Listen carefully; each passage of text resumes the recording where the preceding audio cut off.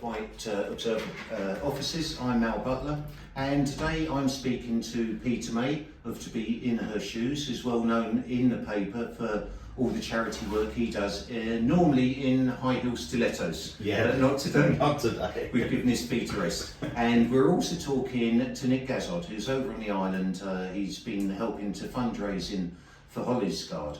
So, Nick, please tell us all about, the start of Holly's Guard and the tragedy that preceded it. Okay.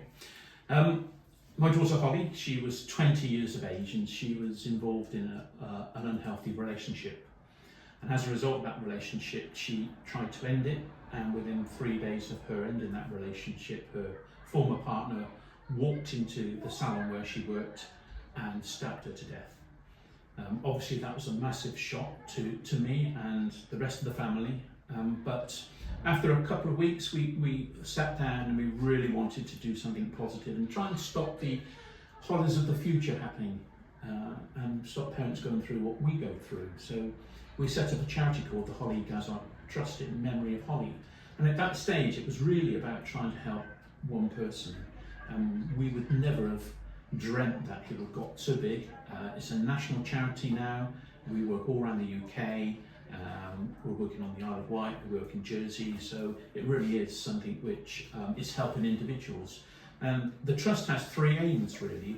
The first one is to raise awareness of all the issues that Holly faced, because I firmly believe that Holly didn't understand the extreme danger that she was in during that relationship.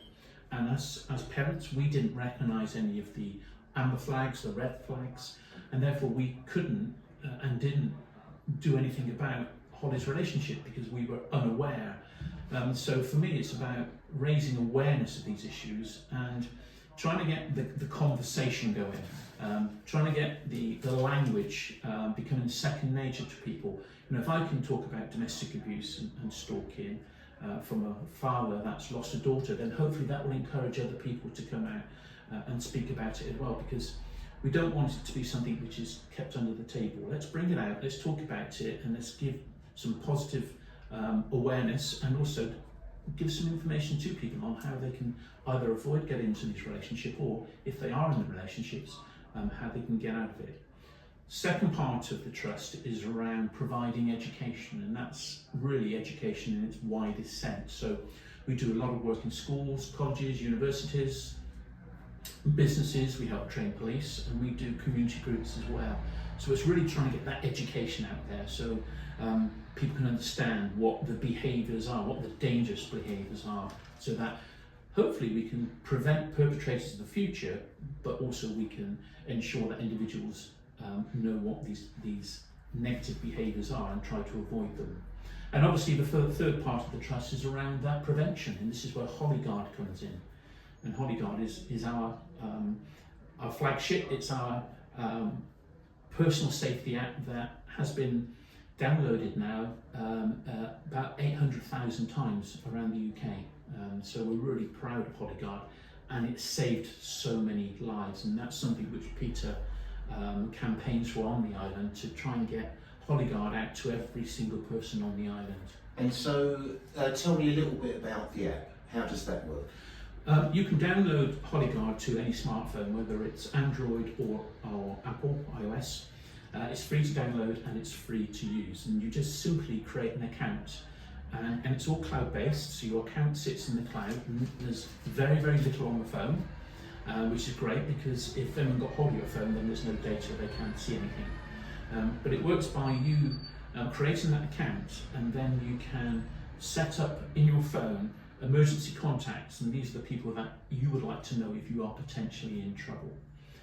And Holly Guard has a lot of functionality, but the way it works is that, let's say you were going out for an evening or going home from work, you can just click on Holly Guard and it runs in the background. If you get into trouble and you want to send an alert to your emergency contact, all you do is shake your phone, and it sends them a text.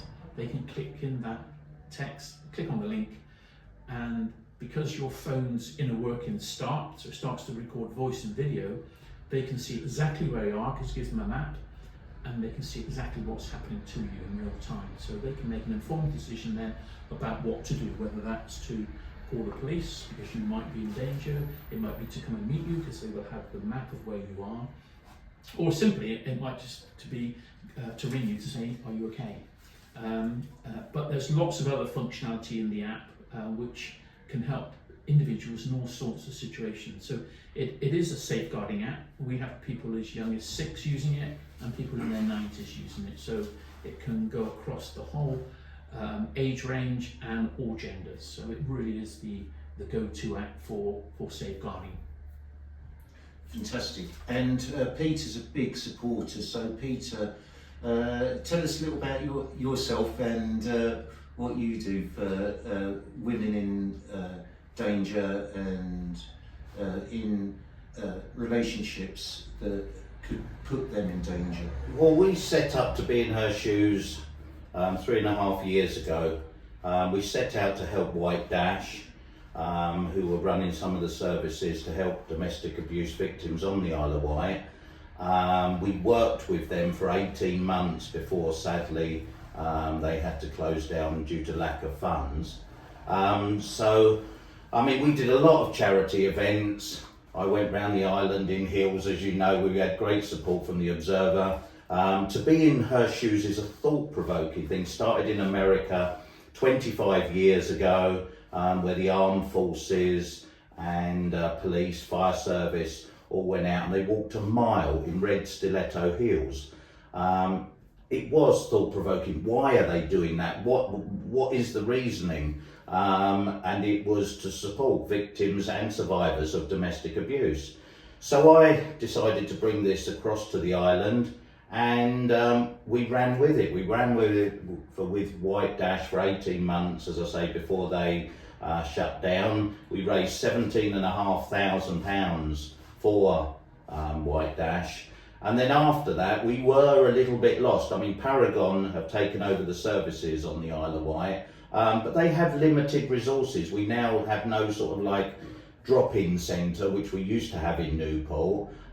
So you're looking for different stuff to keep people safe. When they're in trouble, they need to go somewhere. They need something. So we started looking around, and my wife come across the Nick Gazzard Trust. She saw Nick on TV, actually, on Loose Women. He was doing a presentation there, and she sat me down in the evening. We watched this, and I thought, you know what, this is amazing. This is something that could keep people on the island safe. So we got in touch with Nick.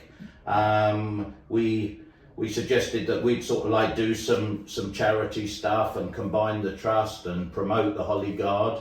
And yeah, we did a bit of that last year. We raised about £2,000 last year for the Holly Gazzard Trust.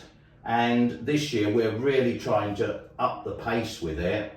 And my aim is to get Holly Guard known to everyone on the island. And I mean everyone. I mean, we've got to get out there to every corner of the island promoting this. And this is our aim over the next few months. We're going to get out there with information packs to all the doctor, surgery, dentists, cafes, bars.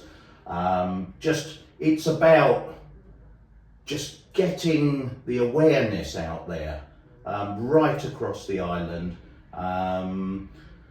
And doing the crazy stunts that I do is it's just that thing to get the awareness, to make people understand what it's all about. Why is this man doing these silly things? You know, it does work.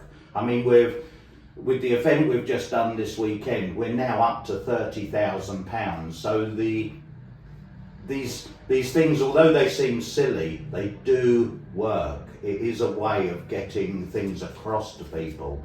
A lot of my supporters say, you give value for money.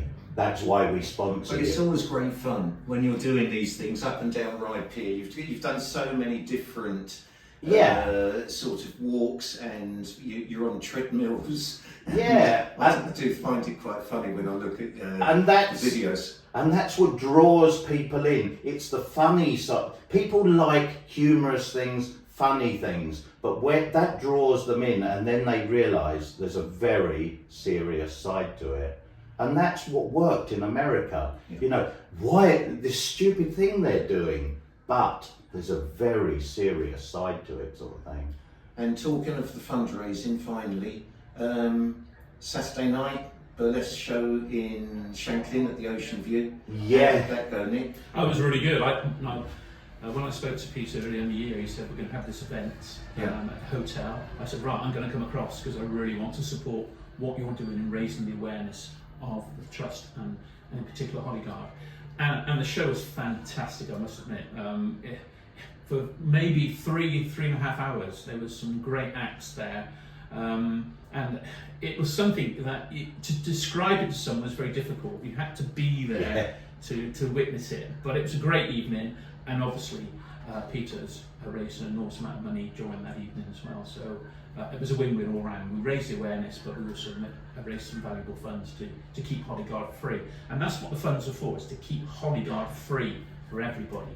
Because I'm a firm believer that safeguarding, money shouldn't be a barrier to safeguarding. So if we can keep the app free, whilst it costs us about 50,000 a year to administer, if we can keep it free, then no one has an excuse who has a mobile phone not to be able to download it and have it on their phones. Brilliant. Thanks ever so much for chatting to us, Nick. Lovely to see you. And yourself, thank you. Thank Peter, you. great to see you as Thank usual. you. Good luck with all your fundraising. Yeah. Thank you. Thanks.